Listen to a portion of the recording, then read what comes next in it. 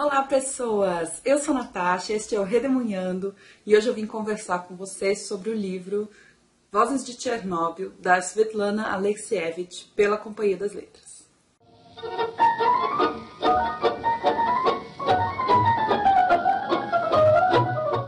Vocês já devem ter ouvido falar da Svetlana. Ela é autora vencedora do Prêmio Nobel de Literatura 2015 e ela nasceu na Ucrânia, mas passou toda a sua vida na Bielorrússia, então ela se autodenomina bielorrussa. E esse foi o livro de julho do Leia Mulheres de Belo Horizonte. Eu estava doida para ler. Vocês sabem que eu gosto muito de livros de não ficção e a Svetlana, pelo que eu pesquisei, ela é a quinta pessoa a ganhar o Prêmio Nobel de Literatura que escreve livros de não ficção. E ela fala de temas muito doloridos nos livros dela. Esse aqui é sobre o desastre de Chernobyl. Em 1986, o mundo vivia a Guerra Fria entre Estados Unidos e União Soviética, cada um desses blocos de países querendo mostrar para o mundo que o seu sistema era melhor, o capitalismo e o comunismo, e a Europa Oriental estava sob o comando da União Soviética. Era uma era de muita insegurança. A Guerra Fria foi um período em que as armas nucleares se tornaram uma ameaça muito real. E Chernobyl é uma cidade onde haviam instalado alguns reatores nucleares para gerar energia para cidades próximas. O que aconteceu foi, no dia 26 de abril de 1986, um desses reatores explodiu e gerou um incêndio que acabou espalhando uma nuvem radioativa muito forte sobre a Europa. Na época, as pessoas não sabiam a dimensão dessa tragédia, dessa catástrofe que tinha acontecido, não sabiam as consequências exatas disso, e ainda por cima havia essa situação política de Guerra Fria e de muita propaganda ideológica. Portanto, o governo soviético acabou encobrindo esse desastre que poderia ser usado contra o governo. E nesse livro, inclusive, o governo acabou encobrindo isso, o que prejudicou a população.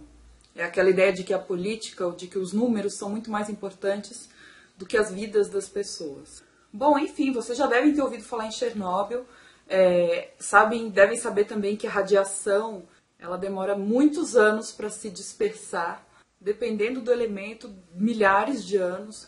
Então é uma tragédia bastante irreversível se a gente for pensar do ponto de vista do ser humano, do tempo de vida nosso, né? Nesse livro, a Svetlana pega depoimentos de pessoas e de grupos de pessoas para tentar montar um coral.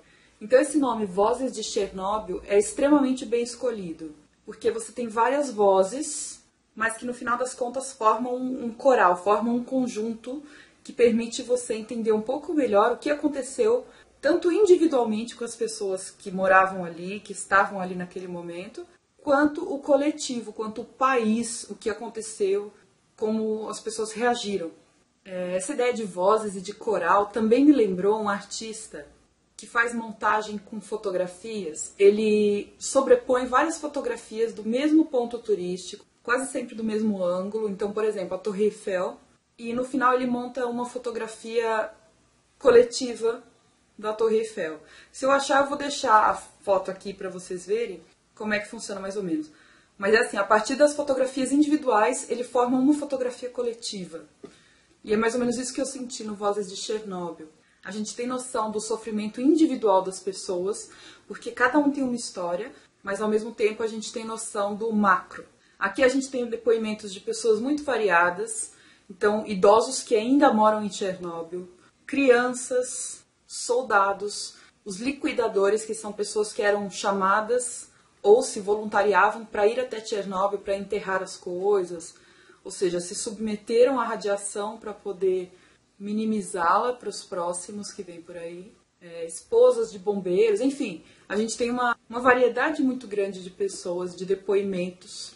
Algumas coisas que a gente destacou lá na discussão do Leia Mulheres foram, primeiro, a questão do humor. Às vezes, quando a pessoa chega no auge do seu depoimento, no auge da dor, ela vai falar, mas a gente fazia piada sobre isso e conta a piada. É muito também a ver com o brasileiro, né? Assim, a gente lida com a tragédia rindo. É uma espécie de mecanismo de afastamento que a gente tem, né? Para não sofrer muito com aquilo, a gente vai lá e faz uma piada. Também tem a questão do homem soviético. Na Rússia, desde o século XIX, existe um pouco esse mito do homem russo, do homem eslavo, do homem soviético mais tarde, que é um homem que se sacrifica pela sua pátria, pelo seu povo.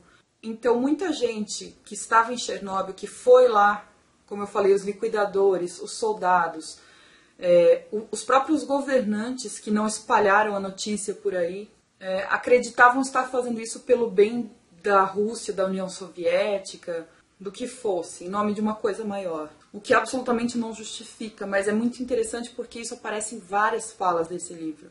O espírito do homem soviético. E como é que... Aí você pensa no nacionalismo, né? Como é que um sentimento de patriotismo se sobrepõe ao sentimento individual ou à sua própria sobrevivência, se você for pensar, né? E uma coisa que me surpreendeu é como as áreas em volta de Chernobyl eram todas muito ruralizadas. Eu não sei, eu não tinha noção disso. Pelo que eu tinha estudado de Chernobyl, eu achava que tinha zonas urbanas ali por perto, mas a população rural se prejudicou muito. Se você for pensar, eram camponeses que viviam ali há gerações, assim, há centenas de anos, e não conheciam outro meio de vida. E de repente, de um dia para o outro, elas tiveram que ser evacuadas, foram arrancadas literalmente da sua terra, da sua casa. Não podiam voltar, não podiam levar nada. Imagina, você é despejado da sua casa de um dia para o outro e você não pode levar nada. Você não pode levar o seu animal de estimação, porque ele está contaminado com a radiação. Então são histórias muito doloridas de perda, de saudade, de orgulho também e de humanidade, se você for pensar. É aquele caso de uma autora que pega uma situação bem localizada e acaba falando sobre nós, né? Sobre o que a gente mesmo conhece. É um livro bonito, mas muito doído. Recomendo demais que todo mundo leia. Eu tô muito animada para ler o outro livro da Svetlana, que já foi traduzido aqui no Brasil. Já foi até publicado pela Companhia das Letras, que é A Guerra Não Tem Rosto de Mulher, se não me engano. Mas eu ainda não tenho, ainda não comprei. Mas eu preciso dar um tempo, assim, eu não vou conseguir ler imediatamente, então vou deixar para comprar mais tarde. Se alguém aí já leu Vozes de Chernobyl ou A Guerra Não Tem Rosto de Mulher, deixa aí embaixo para mim um comentário, porque tem bastante coisa que me impressionou aqui, eu não quero deixar o vídeo muito longo, tem bastante coisa que dá para conversar, viu? Obrigada por terem assistido o vídeo, deixa um joinha aí embaixo para mim que ajuda muito e se inscreva no canal. Depois eu volto com mais vídeos. Tchau!